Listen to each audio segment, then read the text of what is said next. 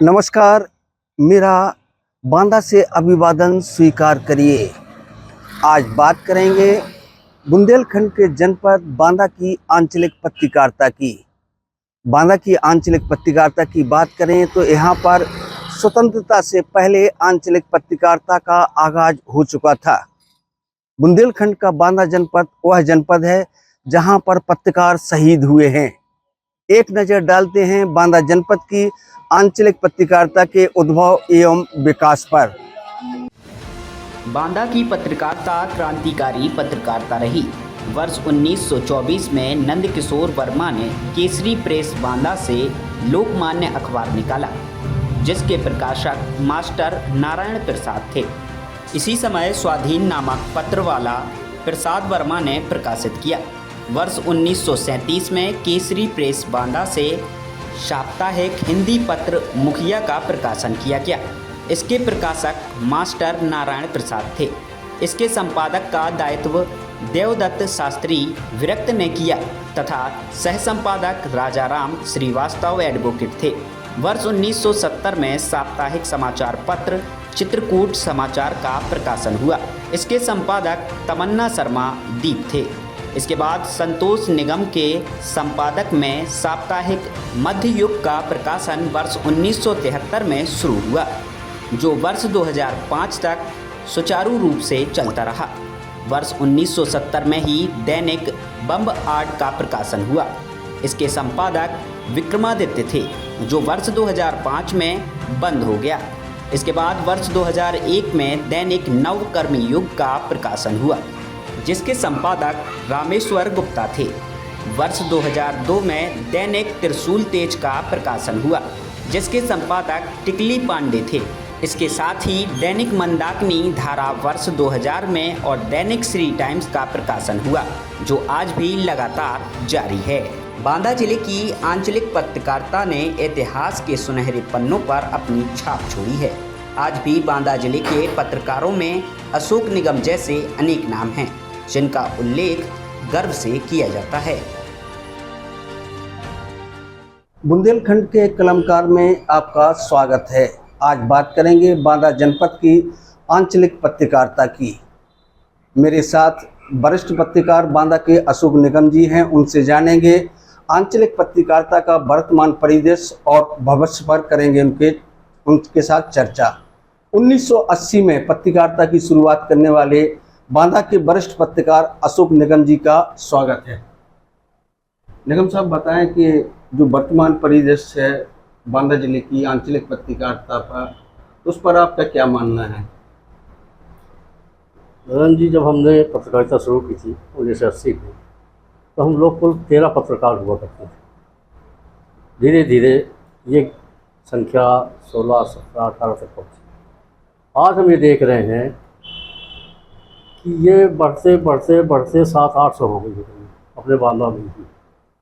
किस तरह के पत्रकार हैं ये भी आप बखूबी जानते हैं। बुंदेलखंड के आप भी रहने वाले, हम भी रहने वाले। किसी को पढ़ता लिखता तो कोई है नहीं। पत्रकारिता के हिसाब से कुछ पढ़े लिखे तब वो पत्रकार कहे। जो दस्तखत नहीं करना जानते, अपने हस्ताक्षर नहीं बनाना चाहते वो भी कहते हम पत्रकार हैं। सोशल मीडिया जब से आया तो सब ठीक है। ये जब मेरा अगला सवाल यही है कि सोशल मीडिया आने के बाद जो बुंदेलखंड की या बांदा की जो क्रांतिकारी पत्रकारिता कहा जाता था कि बांदा के जनपद की जो आंचलिक पत्रकारिता है वो क्रांतिकारी थी, और सोशल मीडिया आने के बाद कैसा परिदृश्य देखते हैं? सोशल मीडिया और इलेक्ट्रॉनिक मीडिया आने के बाद यहाँ की पत्रकारिता पूरी तरह से चौपट हो गई है। बांदा ही नहीं, पूरे बुंदेलखंड की। बुंदेलखंड की पत्रकारिता का नाम हुआ करता था। अगर बुंदेलखंड के लोग लड़ गए, आप भी तो जानते होंगे, जब सुरेश चंद्र गुप्ता हत्याकांड हुआ था तो आप लोग भी शामिल हुए होंगे उस लड़ाई में। कितनी भयंकर लड़ाई लड़ी गई थी, और इसके बाद पत्रकारों की विजय वहाँ से हुई थी। क्योंकि मुख्यमंत्री आए, सब कुछ आए, यहाँ बगैरू कस्बे में पहुँचे, उसको न्याय मिला, उसकी विधवा को टीचर की नौकरी दी गई, और जो हत्यारा दरोगा था उसको सजा हुई। यहाँ से लेकर के और लखनऊ तक लड़ाई लड़ी गई, ये सब कुछ किया, दिल्ली तक लड़ाई लड़ी गई। आज है कोई लड़ने वाला? है कि मूल्यों का जो आंचलिक पत्रकारिता का बेस था कि शासन और सत्ता से दूर बैठे व्यक्ति की आवाज बनना, जी। तो मूल्यों का हनन हुआ है सोशल मीडिया आने के बाद, क्या लगता है आपको? सोशल मीडिया आने के बाद ये हुआ है कि पत्रकारिता का ह्रास पूरी तरह से हो गया है।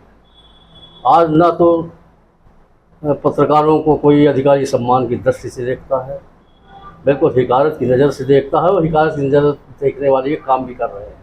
100-200 रुपये के लालच में ये अधिकारियों के चरण चंपन करते हैं जाकर के, और एक दूसरे की बुराई भलाई करते हैं। तब की पत्रकारिता में ऐसा नहीं था, एक दूसरे की आलोचना नहीं करते थे। आलोचना अगर करना होता था तो आपस में बैठ करके एक दूसरे को कह देते कि तुम ज़्यादा गड़बड़ मत करो।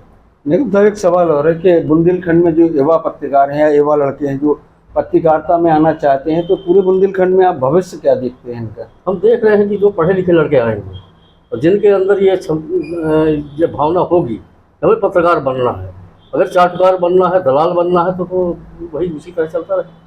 जो पढ़े लिखे लड़के आएंगे कुछ कर गुजरने के लिए, अपने मातृभूमि के लिए, अपने बुंदेलखंड के लिए कुछ करने की अगर उनके अंदर भावना होगी, वही पत्रकारिता को जिंदा रख सकेंगे। और बाकी तो बस पत्रकारिता जैसे सब स्तंभ जैसे धराशायी हुए हैं, चाहे वो लोकतंत्र हो, चाहे राजतंत्र हो, चाहे कोई भी तंत्र हो। अब पत्रकारिता सब चौथा स्तंभ कहा गया, कहीं लगता है कि चौथा स्तंभ है।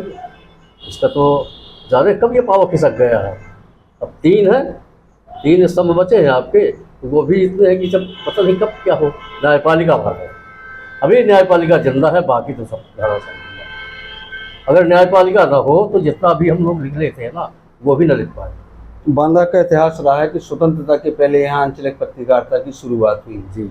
और लोगों ने यहाँ के जो वरिष्ठ पत्रकार रहे हैं आप जैसे लोग, या जो लोग चले गए दुनिया लिए, उनके नाम इतिहास के पन्नों पर दर्ज है। बस। तो वर्तमान परिदृश्य कैसा लगता है आपको? जो वर्तमान में बच्चे लोग या वर्तमान में युवा पत्रकारिता कर रहे हैं, तो उनके अंदर क्या एक आध लड़के हैं जो शायद हम लोगों की ज्योति जिंदा रखें, जलाए रखें। एक आध लड़के हैं जो कर रहे हैं, मेहनत कर रहे हैं और पत्रकारिता के स्तर को समझते हैं। तो यहाँ तो पता चला कि वो बालू खदान में काम करता था, ट्रैक्टर चलाता था। उसने देखा कि यार पत्रकारों को 500 1000 ही देते हैं, 2000 फालतू में ले जाते, हम भी पत्रकार बने। वो आया, आपसे मिला, हमसे मिला, किसी से मिला, हम लोग तो सलाह देते कि भैया घर का काम करो। लेकिन उसमें तमाम ऐसे हैं जो इसी श्रेणी से आए हैं।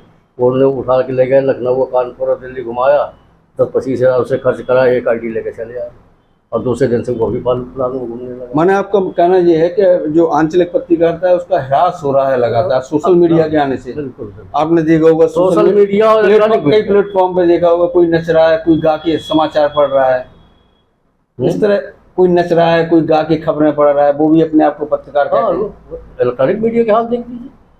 इलेक्ट्रॉनिक मीडिया कोई मीडिया है क्या? हम तो नहीं मानते।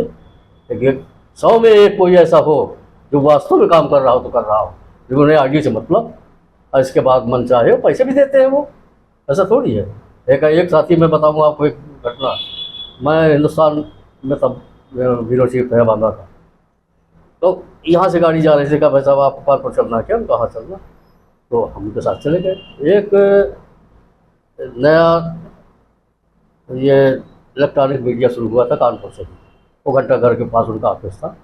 उन्होंने कहा चलिए दफ्तर देख लीजिए, आप भी, मैं कल मैं नहीं बैठा हूँ, आप लोग। खैर वो गए।